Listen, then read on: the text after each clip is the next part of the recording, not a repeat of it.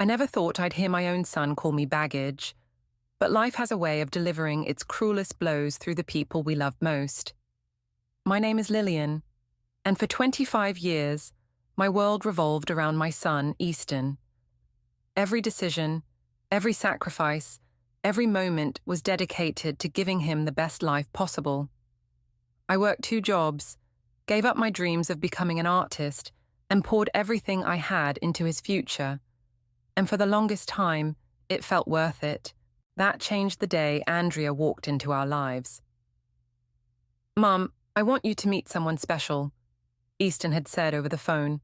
His voice carried that nervous excitement I hadn't heard since his first day of high school. "We're coming over for dinner tomorrow." I spent hours preparing his favorite lasagna, the recipe passed down from his grandmother. The house was spotless, and I'd even bought fresh flowers for the dining room table. The doorbell rang at exactly 6 p.m. "Mom, this is Andrea," Easton beamed, his arm wrapped around a striking young woman with perfectly styled hair and designer clothes that probably cost more than my monthly mortgage payment. Andrea's smile didn't reach her eyes. "So nice to finally meet you, Lillian. Easton's told me so much." The way she said my name, like it was something distasteful, made my stomach clench. During dinner, Andrea dominated the conversation, talking about her job in marketing and her plans to climb the corporate ladder. Every time I tried to share a story about Easton's childhood, she'd cut me off with a new topic. "Oh, those stories are so dated," she'd say, waving her hand dismissively. "Easton's focused on his future now. Aren't you, baby?" Easton would nod, avoiding my eyes. The final blow came as they were leaving. I was in the kitchen cleaning up when I overheard their conversation by the front door. "Your mom's kind of clingy, isn't she?" Andrea's voice carried through the hallway. "I mean, all those old stories and pictures everywhere. Don't you think it's time to cut the cord?" I waited for Easton to defend me, to say something, anything. Instead, he laughed. "Yeah, I guess she can be a bit much sometimes." "More like baggage," Andrea said. "You're right," Easton replied. "Maybe it is time for some changes." The plate I was washing slipped from my hands, shattering in the sink. The sound must have startled them, because their voices dropped to whispers before the front door closed. I stood there, hands trembling in the soapy water, staring at the broken pieces. 25 years of memories flashed through my mind: midnight feedings, school plays, scraped knees, college applications, graduation day. Every moment I'd chosen him over myself. My friend Ruby called later that night, as she did every Tuesday. "You sound off," she said. "What happened?" I told her everything. "That little shit," Ruby exploded. "After everything you've done for him. Lillian, maybe it's time you showed him exactly what he's taking for granted." "What do you mean?" "Document it. Every sacrifice, every penny spent, every dream you put on hold. Make him see what he's throwing away for this girl." As I lay in bed that night, surrounded by the photos and memories Easton now seemed to find embarrassing, an idea took root. I got up and went to my closet, pulling out the old art portfolio case I'd kept all these years. Inside were the acceptance letters to art school I'd never attended, the scholarship I'd turned down to work full-time after Easton's father left. I opened my laptop and started typing. "Dear Easton, before you dismiss this as the ramblings of your clingy mother, I want you to see exactly what love looks like." The words flowed easily, years of unspoken feelings, finding their way onto the page. By morning, I had the beginning of something that would either bring my son back to me or set us both free.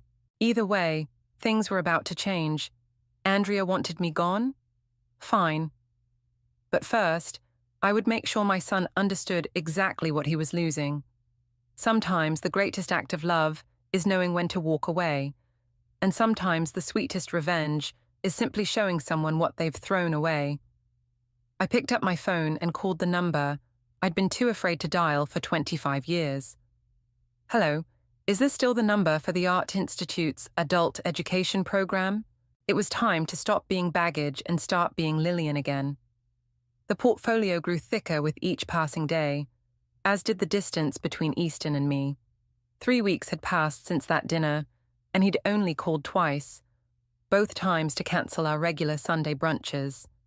I sat at my dining room table, surrounded by papers, photos, and receipts. Ruby perched on the chair across from me, reading through the latest addition to my collection.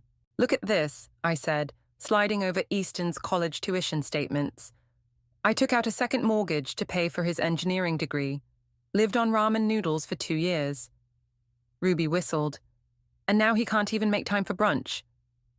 The doorbell rang, interrupting our conversation. Through the window, I spotted Easton's car in the driveway, with Andrea in the passenger seat. "I need to grab some of my old textbooks from the basement," Easton announced as they walked in, barely meeting my eyes. "Andrea's cousin might need them." "Of course," I replied, quickly gathering the portfolio papers. "Would you like some coffee?" "We can't stay," Andrea cut in, her designer heels clicking on my hardwood floors. "We have dinner reservations at LeBlanc." Ruby stood up, her chair scraping against the floor. "I don't believe we've met. I'm Ruby, Lillian's friend." "Charmed," Andrea said, not sounding charmed at all. She turned to Easton. "Baby, the reservation's at 7. We need to hurry." I followed them to the basement door, watching as Easton disappeared down the stairs. Andrea stayed behind, examining her manicure. "You know," she said quietly, "it's a bit sad, isn't it? Sitting around with old photos all day. Don't you have any hobbies?" Before I could respond, shouting erupted from the basement.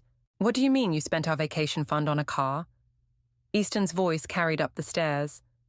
"It's an investment in our future," Andrea snapped back. "That beaten-up Honda of yours isn't suitable for someone in your position. What would my father think?" "Your father? What does he have to do with anything?" "He's offering you a position at his firm, Easton, but you need to look the part. That's why I used the money to put a down payment on the BMW." "You did what?" Easton's footsteps thundered up the stairs. "That money was for our trip to Europe." "Europe can wait," Andrea said, her voice honey-sweet again.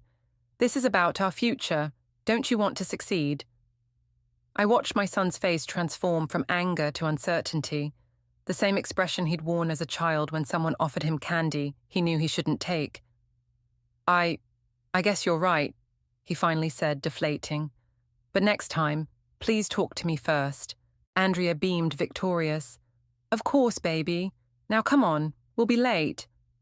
They left without the textbooks, Easton trailing behind Andrea like a lost puppy. Ruby waited until their car disappeared before speaking. "Did you record that conversation on your phone?" I nodded, stopping the recording app. "Added to the evidence pile." "Good," Ruby said, helping me gather the scattered papers. "But Lillian, watching this isn't healthy. You need to finish this portfolio and move on. Have you called the Art Institute back?" "I start classes next week," I admitted. "Just 2 evenings to start. I haven't painted in decades. I might be terrible." "But you'll be doing something for yourself, finally." Ruby picked up an old sketch I'd done of Easton as a baby. "You've got talent, Lil. It's time to use it." That night, I added the recorded conversation to my portfolio, along with a letter I'd been dreading to write. "Dear Easton, remember when you were 16, and that boy Tommy bullied you about your second-hand clothes? I told you that sometimes people who seem to care about us can actually be the ones hurting us the most. I wonder if you remember that conversation. I'm adding this letter to help you understand what I witnessed today. Not to hurt you, but because I love you too much to watch silently as history repeats itself." A text from Easton interrupted my writing. "Sorry about today, Mum. Andrea's just stressed about work. Maybe we can do brunch next Sunday." I stared at the message, my finger hovering over the reply button. Instead, I opened my email and clicked on the Art Institute's welcome letter. The supply list for my first class stared back at me.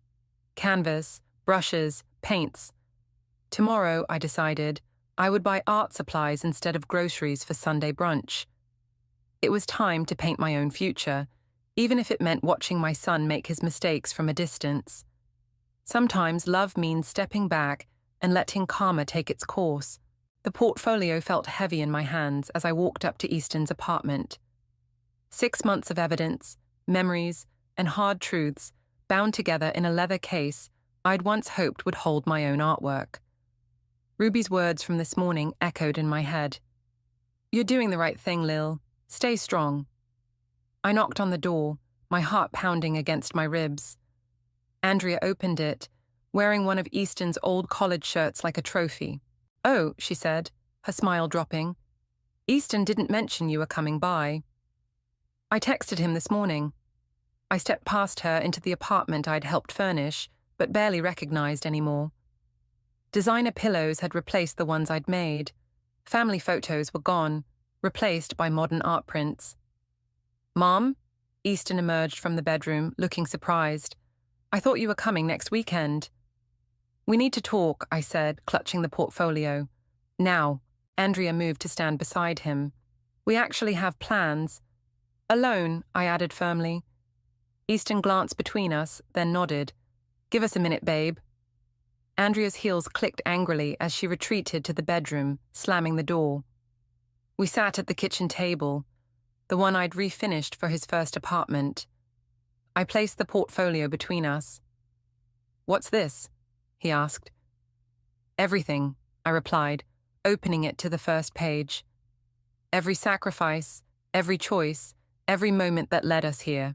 His eyes widened at the college tuition statements. "Mom, Keep reading."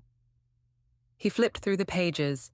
Medical bills from when he broke his arm in middle school, the foreclosure notice on my dream house after his father left, bank statements showing withdrawn retirement funds to pay for his engineering internship.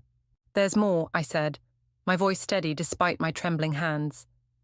"The acceptance letter to art school I never attended, the gallery invitation I turned down, the small business loan I was approved for but never used because you needed braces that year."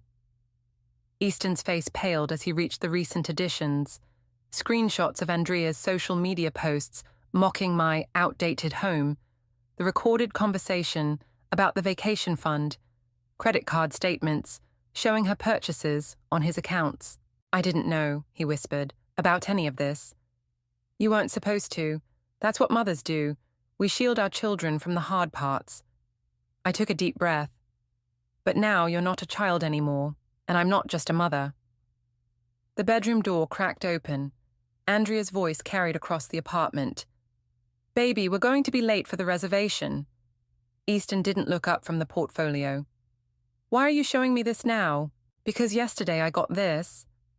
I pulled out one final paper, my acceptance letter to the Art Institute's full-time program.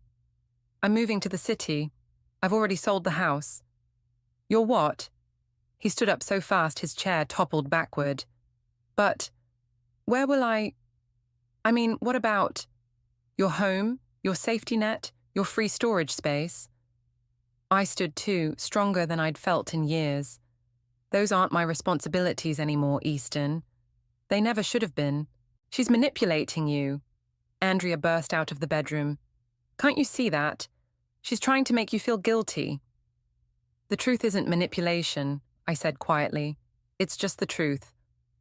I walked to the door, pausing with my hand on the knob. "I love you, Easton. I always will. But I love myself too, and it's time I proved it." "Mom, wait," his voice cracked. "Please, I didn't know." "That's the problem," I replied. "You never asked." The elevator ride down was a blur. Outside, Ruby waited in her car, just as promised. "Did you do it?" she asked as I slid into the passenger seat. I nodded, tears finally spilling over. "He looked so lost, Ruby, like when he was little and couldn't find his favorite toy." "Except he's not little anymore," she reminded me, pulling away from the curb. "And you're not just his toy box." My phone buzzed with messages from Easton. "Mom, please come back. We need to talk about this." "I'm sorry. Andrea's wrong about you." The last message came as Ruby pulled up to my house. My former house, now sold to a young family with 2 kids. "I found the sketch you did of me as a baby. I never knew you could draw like that. Why didn't you tell me?" I turned off my phone and looked at the moving truck in my driveway. 25 years of memories packed into cardboard boxes, ready to make way for new ones. "Ready?" Ruby asked. No, I admitted, but I'm doing it anyway. Sometimes the hardest part isn't making the choice, it's living with it afterward. But as I walked toward my packed-up life, I felt lighter than I had in years. The portfolio had served its purpose. Now it was time to fill a new one. With art, with dreams, with me. 3 months into my new life, and my tiny studio apartment looked more like an artist's workspace than a home. Canvases lined the walls, some finished, others waiting for inspiration. Paint stains decorated every surface, including my clothes. You've got real talent, my art professor had said last week, studying my latest piece, a mother bird pushing her chick from the nest. Raw, emotional. Have you considered showing your work? I was arranging my newest paintings when Ruby burst through the door, waving her tablet. Lillian, you need to see this. She thrust the screen at me. Your story is trending on social media. I squinted at the article. Mother's Artistic Renaissance, from empty nest to empowerment. Someone had shared my journey on a popular parenting forum, and it had exploded overnight. Read the comments, Ruby insisted. Hundreds of mothers shared similar stories of sacrifice and lost dreams. Many asked how they could reclaim their own identities. This is bigger than just you, Ruby said, pacing excitedly. What if we created a space for women like this? A community center with art classes, support groups, career counseling. That's actually brilliant. I set down my paintbrush. But how would we even start? I've got savings, Ruby grinned, and you've got the story that's inspiring thousands. Let's do this. We spent the next week viewing potential spaces. The old warehouse on Mason Street caught my eye immediately. High ceilings, natural light, and enough room for studios and meeting spaces. As we explored the building, my phone buzzed. Easton's number flashed on the screen. I hadn't heard from him in weeks. Mum? His voice sounded different, tired. I saw the article about your art. Why didn't you tell me you were getting so much attention? Would you have been interested before? Silence stretched between us. Andrea's father offered me that job, he finally said. But there were conditions. I'd have to move across the country. Andrea's already looking at houses. And what do you want? I don't know anymore. He paused. Your paintings, they're amazing. That one of the mother bird. Is that how you felt? Still feel, I corrected gently. I have to go, Easton. I'm looking at a property for my new project. Project? A non-profit, for women who lost themselves in being everything to everyone else. More silence. Then, can I come see your art sometime? The gallery showing is next Friday. You're welcome to attend. I hesitated. Just you. After hanging up, I turned to find Ruby watching me. You okay? She asked. Better than okay. I gestured around the warehouse. This is it. This is where we'll build something meaningful. The next few weeks passed in a blur of renovation plans, permit applications, and painting. Women began reaching out, offering to volunteer, teach classes, share their stories. Each email reinforced that we were creating something important. One evening, as I was setting up my easel in what would become the main studio, a delivery arrived. The package contained a single sheet of weathered paper, my original application to art school from 25 years ago, with a post-it note attached. Found this while cleaning out Dad's old files. He never told you he intercepted your acceptance letter, did he? Andrea saw me looking at it and said I should throw it away.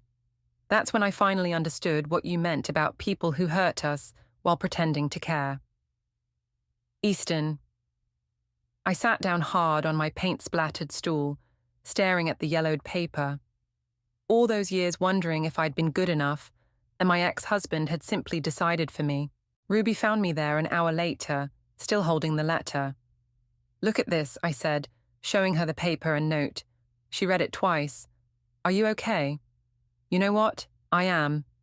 I stood up, pinning the old acceptance letter to my inspiration board. This isn't about what was taken from me anymore. It's about what I'm building now. Speaking of building, Ruby smiled. The contractor called. We can start renovations next week. I looked around the empty warehouse, already seeing what it would become. Walls filled with art, rooms buzzing with conversation and creativity, women rediscovering themselves. My phone chimed with a text from Easton. Andrea's furious I'm not taking the job. Says I'm throwing away our future. Funny, that's exactly what you wrote about in the portfolio, isn't it? I didn't respond immediately. Instead, I picked up my brush and faced my latest canvas. A phoenix rising from ashes, its wings spread wide and proud. Sometimes, the best revenge isn't about getting even. It's about getting better, growing stronger, and helping others do the same. As I began to paint, I smiled, knowing that every stroke was another step forward in my own renaissance. Renaissance Women's Center. The sign gleamed in the morning sun as reporters gathered outside our newly renovated building. 6 months of hard work had transformed the warehouse into something extraordinary. Ms. Lillian, a journalist waved her microphone. Your story has inspired thousands. Did you expect this response when you first picked up your paintbrush again? Before I could answer, Ruby appeared at my side. Let's save the questions for the press conference inside. We have a ribbon to cut. The main gallery space buzzed with energy. My paintings lined the walls. The motherbird, the phoenix, and dozens more that told my story. But it was the community spaces that made me proudest. Art studios, counseling rooms, and a career center already booked solid for months. Mom? I turned to find Easton standing awkwardly by the entrance, holding something wrapped in brown paper. You came, I said, surprised. He hadn't confirmed for the opening. Alone, he added quickly. Andrea and we're taking a break. Before I could respond, a local news crew approached. Could we get an interview with both of you? The mother-son story behind this project is fascinating. Easton shifted uncomfortably. I don't deserve to be part of this story. Actually, I said, maybe you do. Our story might help others recognize toxic relationships before they lose themselves. The reporter positioned us near my motherbird painting. So, Easton, how does it feel seeing your mother's success? Honestly? He glanced at me, ashamed and proud. I was so caught up in someone else's vision of success that I forgot to see the strength that was right in front of me. And the breaking point?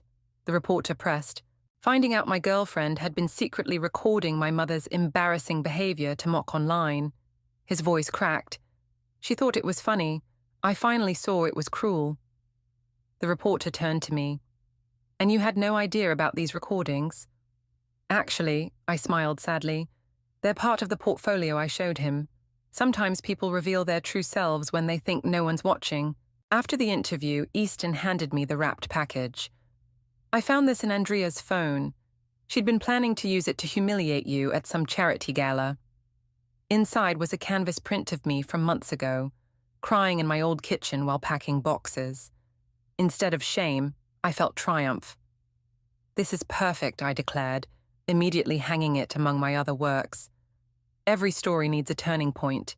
The day flew by in a whirlwind of interviews, tours, and emotional conversations with women sharing their own stories. By evening, only a few stragglers remained, including a young mother clutching a sketchbook.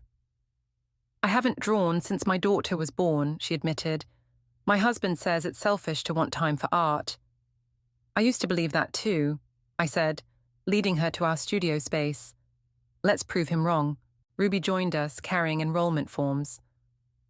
First class is on the house, she winked. As the woman began sketching, tears rolling down her cheeks, Easton touched my arm. Mom, there's something else you should know. He looked nervous. Andrea's been telling people you're mentally unstable, that this whole center is some kind of breakdown. She's trying to get her father's law firm involved. Let her, Ruby snapped, overhearing. We've got hundreds of women ready to testify about how this place changed their lives. Plus, the media loves Lillian's story. It's not just that, Easton continued. She's been spreading rumors about the center's finances, suggesting fraud. A commotion at the entrance cut him off. Andrea stormed in, designer heels clicking against our new hardwood floors. "How dare you turn him against me?" she shrieked, pointing at me. "All this attention, this fake empowerment nonsense, it's pathetic." The young mother with the sketchbook stood up. "Mom, I think you need to leave." "Oh, shut up," Andrea snapped. "You're all just sad, desperate." "Security," Ruby called calmly into her phone. "Main gallery, please." Andrea's face contorted. "You'll be hearing from my father's lawyers. I'll make sure everyone knows what a fraud you are." "Actually," Easton stepped forward, phone recording, "I think you've done enough talking." As security escorted a screaming Andrea out, I turned to the young mother, who looked shaken. "And that," I said, picking up a brush, "is exactly why we built this place. Shall we paint?" She smiled, wiping her eyes. Yes, please." Later, watching her create her first piece in years, I realized something profound. My revenge hadn't been in exposing Andrea, or even in my own success. It was in creating this space where other women could reclaim their power, one brushstroke at a time. Easton stayed until closing, helping clean up paint supplies and listening to women's stories. With each one, I saw understanding dawn in his eyes, the same understanding that had set me free. "Turn on the news," Ruby's voice blasted through my phone early Monday morning. "Channel 7 now." I fumbled for my remote, nearly spilling my coffee. The screen flickered to life, showing Andrea being escorted from her father's law firm in handcuffs. "Hi, allegations of embezzlement and fraud," the reporter announced. Sources say Andrea Murray had been siphoning funds from multiple client accounts, including several non-profit organizations. The investigation began after suspicious activity was noticed in accounts belonging to... My phone buzzed with another call. "Easton." I switched to speaker. "Mum, are you watching?" "I am. Are you okay?" "She tried to frame me." His voice shook. "Used my passwords to transfer money. If I hadn't found those documents on her laptop..." "Wait," I sat up straighter. "You're the one who turned her in." "After I saw what she was planning for your center, yeah, I couldn't let her hurt anyone else." The doorbell rang. I opened it to find Ruby still in her pajamas, tablet in hand. "It's everywhere," she announced, striding in. "Social media's exploding. Andrea's father just resigned from his firm. And look at this." She thrust the tablet at me. On screen was Andrea's private Instagram account. Leaked screenshots showing years of manipulative behavior, including her plans to discredit me and the Renaissance Center. "The karma is absolutely delicious," Ruby grinned. My phone kept buzzing with notifications. Women from the center were sharing their stories, defending our work. Local businesses were reaching out about partnerships. 3 more news stations wanted interviews. "Mum?" Easton was still on speaker. "Can I come over? There's something I need to show you." 30 minutes later, he arrived carrying a familiar leather portfolio, the one I'd given him months ago. "I've been adding to it," he said, opening it on my kitchen table. "Everything Andrea did, everything I should have seen sooner, but also this." He pulled out a stack of papers, applications to local engineering firms, lease agreements for an apartment nearby, and a volunteer registration form for the Renaissance Center. "I'm not taking her father's job offer," he declared. "I want to build something meaningful, like you did, and..." He hesitated. "I want to help other people avoid what happened to us." Ruby wiped her eyes, not even trying to hide her tears. "I'll get the coffee started. We've got a lot to discuss." My phone rang again, the local newspaper. "Ms. Lillian, we're running a feature on Andrea Murray's downfall and its connection to your center. Would you care to comment?" I looked at Easton, who nodded encouragingly. "Actually," I said, "I would, but not about Andrea. I'd rather talk about recognition, recognizing your worth, recognizing toxic relationships, and recognizing when it's time to stand up for yourself and others." The interview lasted an hour. By the end, the reporter was asking about our programs and how people could support the center. "One last question," she said. "What would you say to Andrea now?" "Thank you," I replied without hesitation. Sometimes our greatest adversaries become our greatest catalysts for change. After hanging up, I found Easton and Ruby had spread the volunteer forms across the table, planning new programs for the center. We could start a support group, Easton suggested, for people recovering from manipulative relationships. I could share my experience. And we've got that empty office upstairs, Ruby added. Perfect for counseling sessions. My phone pinged with a news alert. Andrea Murray faces additional charges, cyberbullying and harassment evidence surfaces. Mum? Easton looked up from the papers. Are you okay? I walked to my easel, where a new painting was taking shape, a garden growing through broken concrete. I'm better than okay, I replied, picking up my brush. For the first time in my life, everything's exactly as it should be. Ruby raised her coffee mug. To karma. To new beginnings, Easton added. To truth, I said, making the first stroke on my canvas.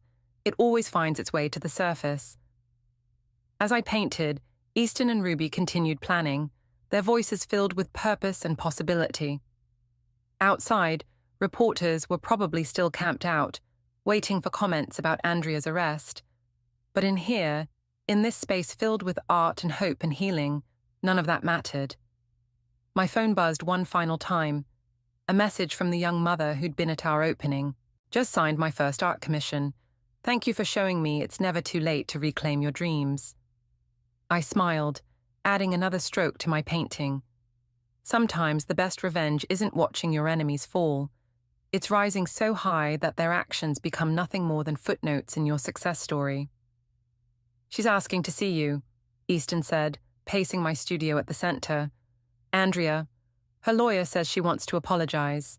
I set down my paintbrush, studying my son's troubled face. 2 months had passed since Andrea's arrest, and the media frenzy had finally started to die down. And what do you think about that? I asked. I think she's manipulating again. He stopped pacing, running his hands through his hair. The sentencing is next week. She's probably hoping for character statements to reduce her jail time. Ruby burst through the door, waving a newspaper. Have you seen this? Andrea's father is claiming she has a personality disorder, trying to get her charges reduced. Of course he is, I sighed, turning back to my canvas, a woman breaking free from chains. What do you think, Ruby? Should I meet with her? Only if you're recording every second of it, Ruby declared, and I'm coming with you.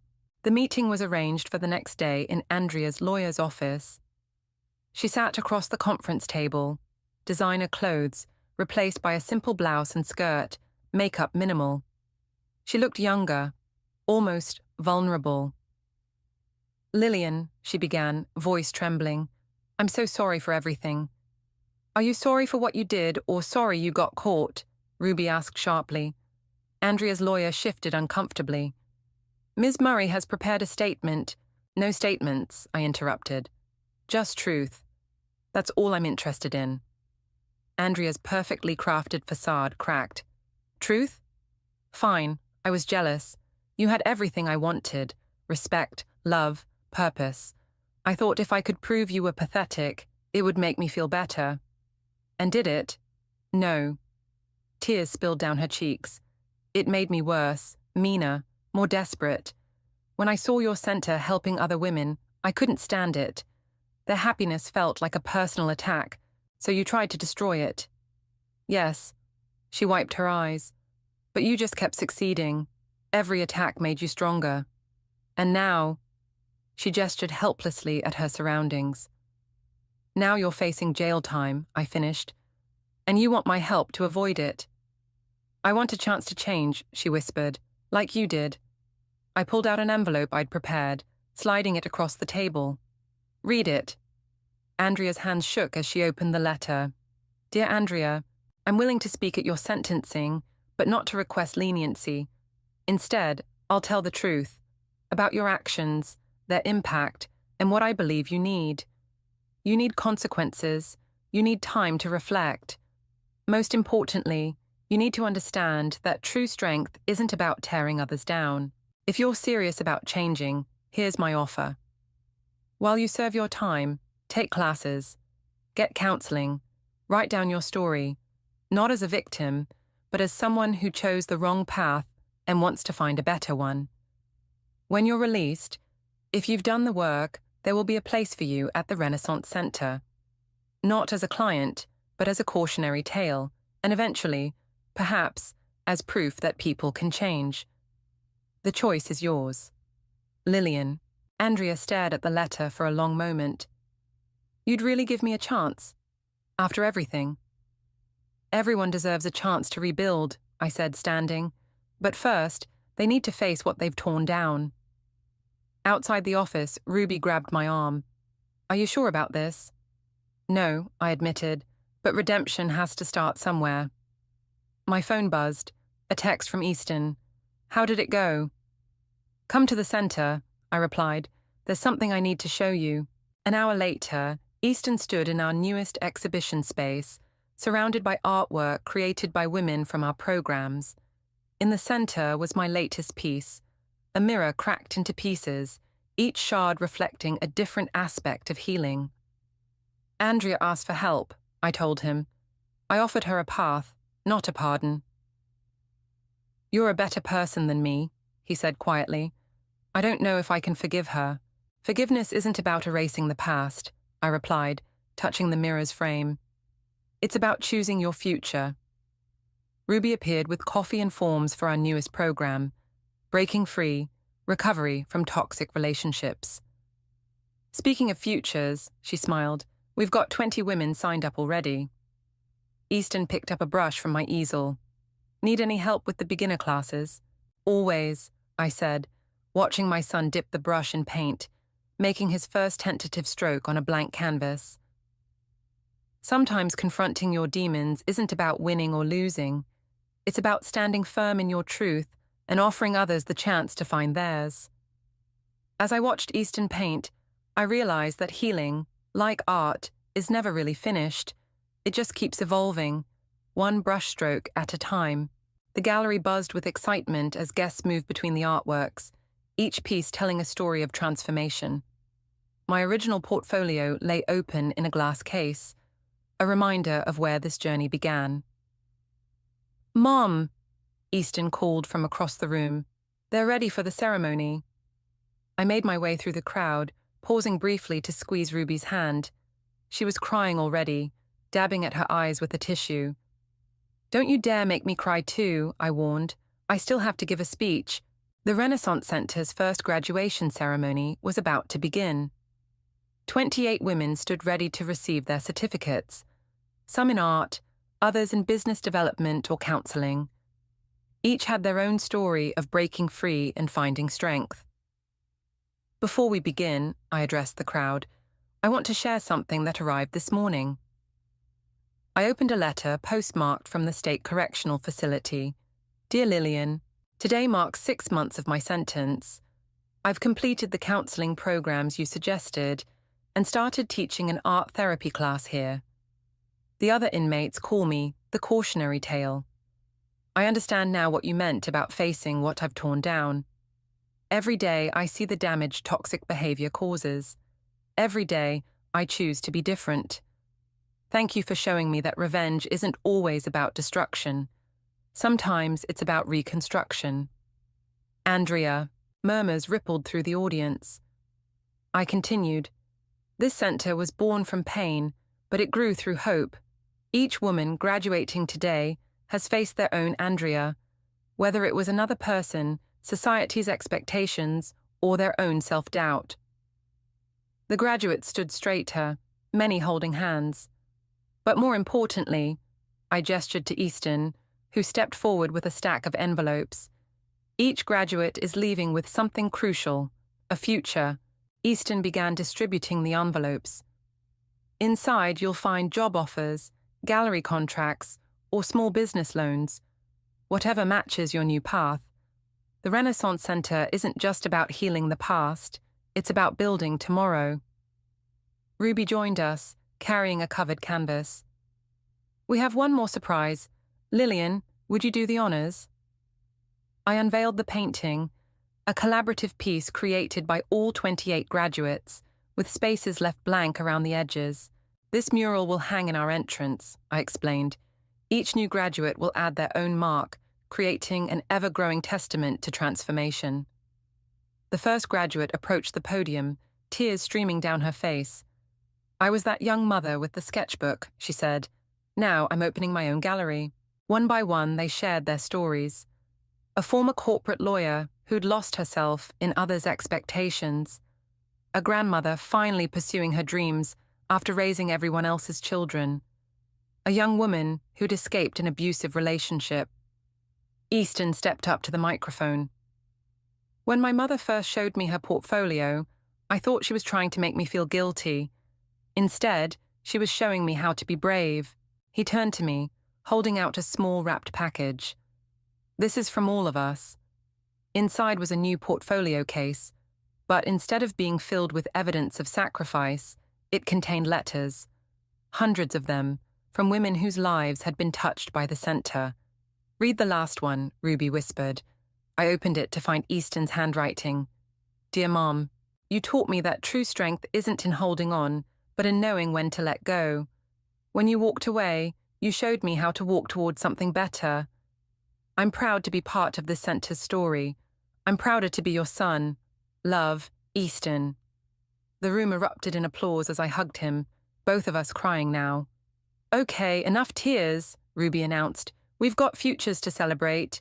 As the graduates mingled with potential employers and gallery owners, I stood before the collaborative mural. Each piece reflected its creator's journey. Broken chains, blooming flowers, birds taking flight. Ready to add your piece? Easton asked, offering me a brush. I dipped it in paint, adding my contribution, a simple open door with light streaming through. Perfect, Ruby nodded.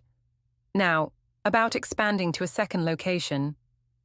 Already planning ahead? I laughed. Always, she grinned. The waiting list keeps growing.